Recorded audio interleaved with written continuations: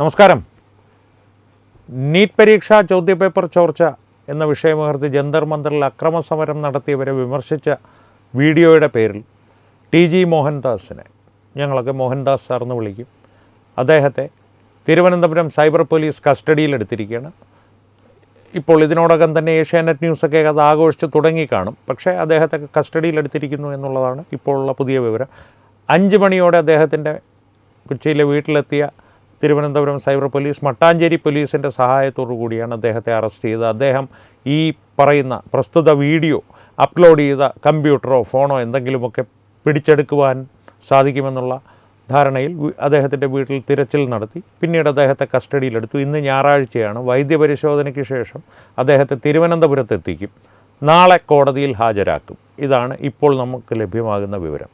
എന്തിനാണ് TG മോഹൻദാസിനെ അവർ കസ്റ്റഡിയിലെടുത്തത് എന്ന് ചോദിച്ചാൽ കൃത്യമായിട്ട് അദ്ദേഹം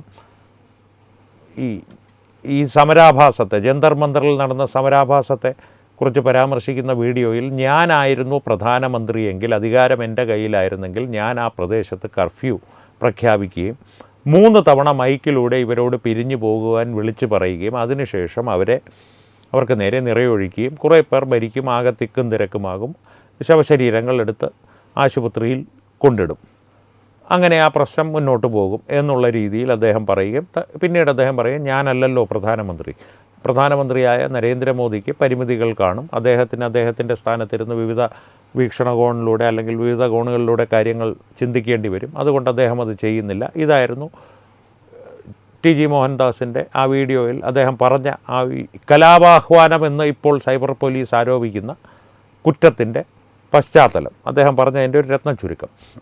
ഈ വിഷയത്തിൽ TG മോഹൻദാസിനെ കസ്റ്റഡിയിലെടുക്കുന്നതും ആരെങ്കിലും കൊടുത്ത പരാതിയുടെ പേരിൽ കസ്റ്റഡിയിലെടുക്കുന്നതും ഇപ്പോൾ 11 ദിവസങ്ങൾ കേസൊന്നും ഇല്ല എന്നുള്ള ധാരണയിൽ തന്നെ, വ്യക്തമായിട്ടുള്ള ധാരണയിൽ തന്നെ, അത് കൃത്യമായിട്ട് പോലീസിനറിയാം ഇത് കേസെടുത്താൽ കോടതിയിൽ നിലനിൽക്കാൻ പോകുന്നില്ലെന്ന്. കാരണം ഇന്ന് ഫേസ്ബുക്കിൽ കണ്ടതുപോലെ TG മോഹൻദാസ് അഭിഭാഷകനായത് ഈ വട വിൽക്കുന്ന കോളേജിൽ നിന്നല്ല, അദ്ദേഹം അത് അഭിഭാഷക വൃത്തി പഠിച്ച് അഭിഭാഷകനായതാണ്. അതിനോടുള്ള താല്പര്യം കൊണ്ട് കേസുകൾ വാദിക്കുവാൻ വേണ്ടിയിട്ടും തന്നെയുമല്ല അദ്ദേഹത്തിന് വേണ്ടിയിട്ടും കൃത്യമായിട്ടുള്ള അഭിഭാഷകർ കോടതിയിൽ ഹാജരാവുകയും ചെയ്യും.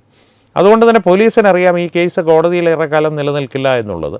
പക്ഷേ ഈ കഴിഞ്ഞ ദിവസങ്ങൾ മുതൽ അർജുനായങ്കി എന്നുള്ളൊരു 4-കിട ക്രിമിനൽ ആഭ്യന്തരമന്ത്രിയെയും പോലീസിനെയും ഒക്കെ വെല്ലുവിളിച്ച് ഒളിച്ചുകളി നടത്തി ഒടുവിൽ ഇന്ന് നാണക്കേടുകളുടെ ദിനങ്ങളുടെ എണ്ണം കുറയ്ക്കുന്ന തരത്തിൽ കണ്ണൂരിൽ വെച്ച് പിടിയിലായപ്പോൾ ഇടതുപക്ഷക്കാർ കൃത്യമായിട്ട് പോലീസിന് മേലും ആഭ്യന്തര വകുപ്പിന് മേലും സമ്മർദ്ദം ചെലുത്തിയിരുന്നു. TG മോഹൻദാസിനെ എന്തുകൊണ്ട് അറസ്റ്റ് ചെയ്യുന്നില്ല? ആ സമ്മർദ്ദത്തിൻ്റെ പുറത്താണ് ഇന്ന് ഇത്രയും കാര്യമായിട്ടുള്ളൊരു നടപടി പോലീസിൻ്റെ ഭാഗത്തു നിന്നുണ്ടായത്. കാര്യമായിട്ടുള്ള നടപടി എന്നുള്ളത് പോലീസിൻ്റെ വീക്ഷണകോണിലും ഇടതുപക്ഷക്കാരെയും കുറേ ജിഹാദികളെയും സഹായിക്കുവാൻ അല്ലെങ്കിൽ സുഖിപ്പിക്കുവാനുള്ള അവരെയും സംബന്ധിച്ച് കാര്യമായിട്ടുള്ളൊരു നടപടിയാണിത്. എന്തുകൊണ്ടാണ് ഈ ഇടതുപക്ഷക്കാർക്കും ജിഹാദികൾക്കും TG മോഹൻദാസ് അറസ്റ്റിലായി കാണണമെന്ന് ഇത്ര വലിയ ആഗ്രഹം? മറ്റൊന്നുമല്ല, വാദപ്രതിവാദങ്ങളിൽ അദ്ദേഹം ഒരിക്കലും ആരെയും അസഭ്യം പറയാറില്ല. അദ്ദേഹം രോഷാകുലനാകാറുണ്ട്. ദേശീയതയെ സംബന്ധിച്ചുള്ള വിഷയങ്ങളിൽ മറുവശത്ത് നിന്ന് ദേശവിരുദ്ധമായിട്ടുള്ള പ്രസ്താവനകളോ മറ്റോ കേട്ട് കഴിഞ്ഞാൽ അല്ലെങ്കിൽ മതവിരുദ്ധമായ പ്രസ്താവനകളോ കേട്ട് കഴിഞ്ഞാൽ അദ്ദേഹം രോഷാകുലനാകാറുണ്ട്. പക്ഷേ ഒരസഭ്യം പോലും ഇന്നേ വരെ പരസ്യമായിട്ടോ രഹസ്യമായിട്ടോ, അദ്ദേഹവുമായിട്ട് വ്യക്തിപരമായിട്ട് പരിചയമുള്ള ആളെന്നുള്ള നിലയിൽ തന്നെ ഞാൻ പറയുന്നു, പരസ്യമായിട്ടോ രഹസ്യമായിട്ടോ അദ്ദേഹത്തിൻ്റെ വായിൽ നിന്ന് വീഴില്ല. അദ്ദേഹം രോഷാകുലനായി പ്രതികരിക്കും, വളരെ തീക്ഷ്ണമായി പ്രതികരിക്കും, വളരെ രൂക്ഷമായ ഭാഷയിൽ പ്രതികരിക്കും. പക്ഷേ അപ്പോഴും ഇടതുപക്ഷത്തിനും ജിഹാദികൾക്കും 7 ജന്മം ജനിച്ചാലും കിട്ടാത്തൊരു ഭാഷാശുദ്ധി അദ്ദേഹത്തിനുണ്ടായിരിക്കും. അതിൽ സംശയമൊന്നും വേണ്ട. പിന്നെ ഈ പറയുന്ന കലാപാഹ്വാനം അല്ലെങ്കിൽ സ്ത്രീത്വത്തെ അപമാനിച്ചു, ഇതൊന്നും ആ വീഡിയോയിൽ കാണുവാൻ സാധിക്കില്ല. അദ്ദേഹം തന്നെ ഈ വീഡിയോ വിവാദമായതിനു ശേഷം 11 ദിവസങ്ങൾ പല രീതിയിൽ അദ്ദേഹത്തെ കൊണ്ട് ക്ഷമ പറയിപ്പിക്കുവാനും മാപ്പ് പറയിപ്പിക്കുവാനുമൊക്കെ ഇവർ ശ്രമിച്ചു നോക്കി. അപ്പോഴൊക്കെ അദ്ദേഹം പറഞ്ഞത് ഞാൻ തെറ്റായിട്ടൊന്നും പറഞ്ഞിട്ടില്ല, പറഞ്ഞതിൽ ഞാൻ ഉറച്ചു നിൽക്കുന്നു. ഇപ്പോൾ ഈ കിടന്ന് ബഹളമുണ്ടാക്കുന്നവരെല്ലാവരും അല്ലെങ്കിൽ അവരിൽ ഭൂരിഭാഗം പേരും എൻ്റെ വീഡിയോ മുഴുവൻ കാണാതെയാണ് ഇത്തരത്തിലുള്ള ബഹളങ്ങൾ ഉണ്ടാക്കുന്നത്. ചിലപ്പോൾ പോലീസ് പോലും ആ വീഡിയോ മുഴുവനായിട്ട് കണ്ടു കാണില്ല എന്നുള്ള രീതിയിലാണ് കാര്യങ്ങൾ മുന്നോട്ട് പോകുന്നത്. അത് അദ്ദേഹത്തിൻ്റെ ആ ഒരു അനുമാനം ശരിയുമാണെന്ന് തോന്നും. കാരണം ഇത്തരത്തിലൊരു നിലനിൽക്കാത്ത കേസ് എടുക്കണമെന്നുണ്ടെങ്കിൽ, അല്ലെങ്കിൽ ഇപ്പോൾ ഗൗരവതരമായിട്ടുള്ള വകുപ്പുകൾ അദ്ദേഹത്തിൻ്റെ പേരിൽ ചുമത്തുന്നുണ്ടോ എന്നറിയില്ല, വിചാരണ കോടതിയോ അല്ലെങ്കിൽ സാധാരണ പ്രാദേശികമായിട്ടുള്ള കോടതികളിലെത്തുമ്പോൾ ജാമ്യം ലഭിക്കാൻ സാധ്യതയില്ലാത്ത വകുപ്പുകൾ ചുമത്തുവാന്നറിയില്ല, മേൽക്കോടതികളുണ്ടല്ലോ. എന്തായാലും ഇത് ഗൗരവമേറിയൊരു വാദത്തിലേക്ക് ഈ വിഷയം കടന്നാൽ ഒരു ദിവസം കൊണ്ട് തള്ളിപ്പോകേണ്ട കേസാണെന്നുള്ള കാര്യത്തിൽ ഒരു സംശയവും വേണ്ട. പക്ഷേ ടി.ജി. മോഹൻദാസിനെ ഒന്ന് അകത്താക്കുക എന്നുള്ളത് ഇവരുടെ ഒരു ആഗ്രഹമാണ്. അതിൻ്റെ കാരണം ഞാൻ പറഞ്ഞതുപോലെ അദ്ദേഹം രൂക്ഷമായി പ്രതികരിക്കും, എല്ലാം ചെയ്യും. പക്ഷേ അദ്ദേഹം ഉയർത്തുന്ന വാദഗതികൾക്ക് ഇവർക്ക് മറുപടി ഉണ്ടാവാറില്ല. ഇടതുപക്ഷ ബുദ്ധിജീവികളെന്ന് നടിച്ച് നടക്കുന്ന വിഡ്ഢികൾക്കാണെങ്കിലും ജിഹാദി മണ്ടന്മാർക്കാണെങ്കിലും ഒരു മറുപടിയും ഉണ്ടാകാറില്ല ടി.ജി. മോഹൻദാസിൻ്റെ വാദമുഖങ്ങളെ ഖണ്ഡിക്കുവാനോ പ്രതിരോധിക്കുവാനോ. ചൊവ്വാഴ്ച പള്ളിയുടെ ഒരു വീഡിയോ ഒന്ന് ടി.ജി. മോഹൻദാസ് ചൊവ്വാഴ്ച പള്ളി എന്നൊന്ന് യൂട്യൂബിൽ സെർച്ച് ചെയ്താൽ നമ്മുടെ ഷാനി പ്രഭാകർ അപ്പുറത്തിരുന്ന് ഉരുകുന്ന ഒരു വീഡിയോ പ്രേക്ഷകർക്ക് കാണാം. ഒരു ഉദാഹരണമായിട്ട് പറഞ്ഞെന്നേ ഉള്ളൂ.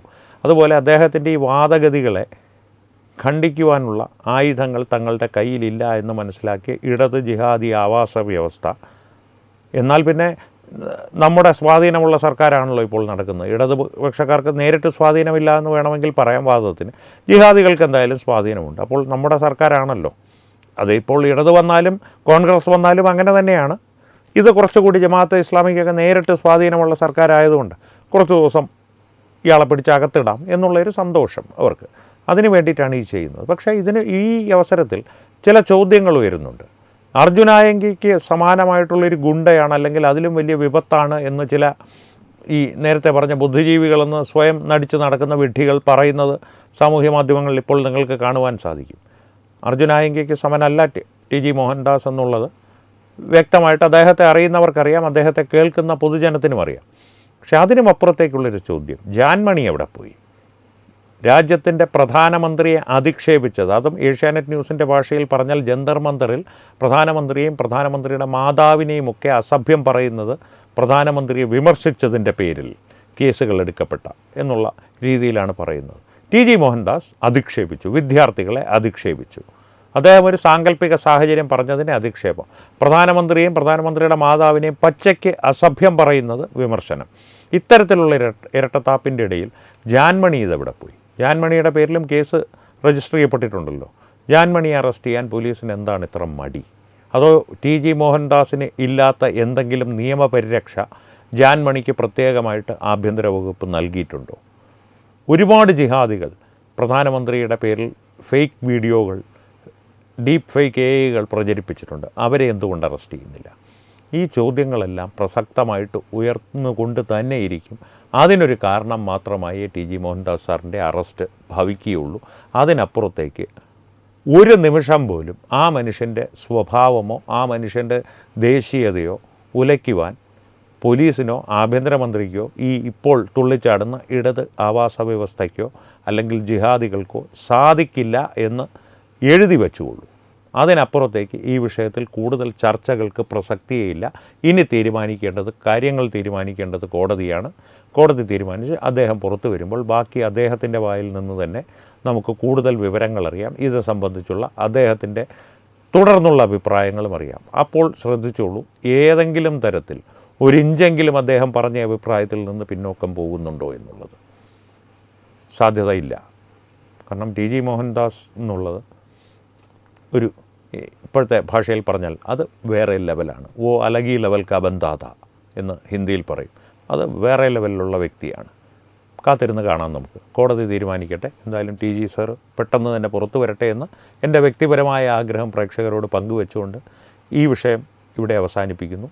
ഈ വിഷയത്തിലുള്ള പ്രേക്ഷകരുടെ അഭിപ്രായങ്ങൾ തീർച്ചയായും കമൻറ്റുകളിലൂടെ ഞങ്ങളുമായി പങ്കുവയ്ക്കുക. ഒപ്പം വീഡിയോ ലൈക്ക് ചെയ്യുക, പരമാവധി ആളുകളിലേക്ക് എത്തുവാനായി ഷെയർ ചെയ്യുക. ഏറ്റവും പ്രധാനപ്പെട്ട കാര്യം, തത്വമൈ ന്യൂസിൻ്റെ യൂട്യൂബ് ചാനൽ നിങ്ങൾ ഇതുവരെ സബ്സ്ക്രൈബ് ചെയ്തിട്ടില്ലെങ്കിൽ തീർച്ചയായും സബ്സ്ക്രൈബ് ചെയ്യുക. അപ്പോൾ ഈ വിഷയത്തിലും മറ്റു വിഷയങ്ങളിലും സംവാദങ്ങൾ തുടരട്ടെ. വീണ്ടും കാണാം. നന്ദി, നമസ്കാരം.